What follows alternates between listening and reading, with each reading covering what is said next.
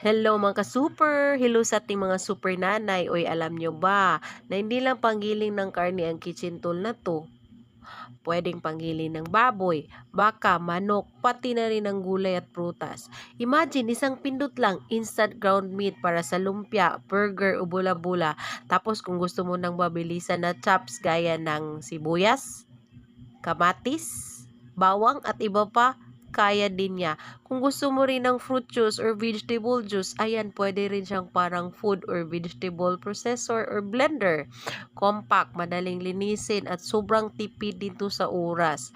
Kung lagi kang busy pero gusto mo ng fresh at homemade food, this is your kitchen lifesaver mga nanay. Ito na yung ating multifunctional meat grinder and food processor. Gusto mo rin ng kitchen tool na to at i-level up ang iyong lutuan today? Ayan, click mo lang sa yellow basket or check comment section for the shop link. Thank you!